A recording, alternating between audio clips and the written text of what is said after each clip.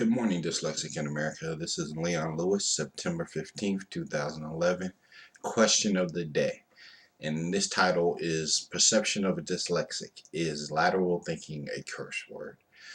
Me and my wife have a lot of conversation because I call people quote unquote lateral thinkers.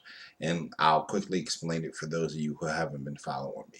There are two types of thinkers in the world. There's a lateral thinker and there's a global thinker. Dyslexics come under the title of global thinkers. And we're basically people who see the whole picture very quickly and we see the end. Lateral thinkers are people who have to know everything step by step till they get to the end. So if you tell a dyslexic, a dog was on the steps and I turned around and the dog was across the street, I do not have to know the dog ran. It's automatically thought to me. A lateral thinker is a person you have to say, well, the dog was on the step, he got up quickly, he started to run, and in a moment he was across the street. Lateral thinkers comprehend more step to step.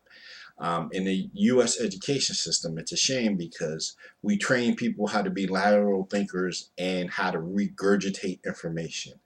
You know, you slap a person with information over and over again, they learn how to repeat it until they take the test, and then it's over. And we spend our whole life training our kids to be lateral thinkers. Then they go to corporate America and people are upset because there are no global thinkers. Global thinkers are the people who invent things. Thomas Edison, and throughout history, most inventors have been really dyslexic because we see the big picture. When Thomas Edison wanted the light bulb, he pictured it in his mind. He knew something would burn and not burn out, and he just tested everything until he got there. He didn't need to know it. A non-lateral thinker could have never thought about it because he would have said, well, he would have ran through 4 or 5 possibilities and wouldn't have saw the end. For a long time in my life, I used to think certain things were racism, and I'll give you an example. And I come to realize that they aren't racism. I'm thinking with lateral thinkers. When I was in about 9th grade, I took a history test, and on the test was a question: what year did Teddy Roosevelt ride up San Juan Hill?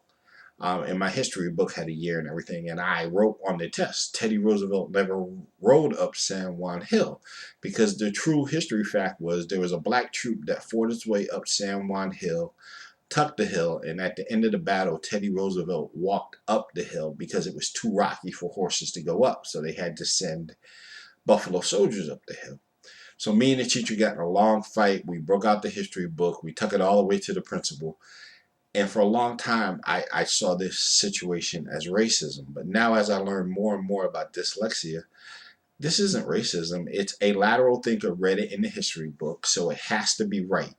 Even once you point out the fact that that is not right and it was impossible, it was in the history book. It has to be right. And this is a difficulty dealing with lateral thinkers. And also, as I learned about myself, it's something that I have to learn how to adjust. Also, in church now, you very much get people who say, well, let's do things with love. Basically, I'm starting to find out lateral thinkers use the word but a lot. This is wrong, but this is not right, but you should tell the truth, but you have to think about people's feelings. And us as global thinkers and dyslexics have to learn how to talk to them because the truth is the truth. Yes or no, right or wrong. We have very moral standards, what's right is right, what is wrong, what is wrong. We don't use the word but a lot. And I even find myself when I'm talking to people, when they start using the word but, or I realize that they're about to come into this lateral thinking frame. And I really need to start taking myself back, slowing my mind down, and listen to their buts or ors. And it's something I'm training myself to do more and more. I'll ask the wife a question and she'll give me a 20-minute answer, and the answer was yes or no. And I go through that, and luckily I have a patient wife, and I'm starting to be a little bit more patient and learn how to deal with her and her train of thought in the 30 minutes it takes her to give me a yes or no answer. Did you let the dog out? It's not, well, blah, blah, blah, blah, blah, blah, blah, blah, blah. No. All you had to do was say no. While you were in that 30-minute answer, the poor dog is sitting there and need to be out. So I have to learn how to take my time, and when people go into their long explanations, stop, listen for the keywords and whatever. And I think us as dyslexics have to think about that. So back to original question. Is lateral thinking a bad word? No, lateral thinking is not a bad word.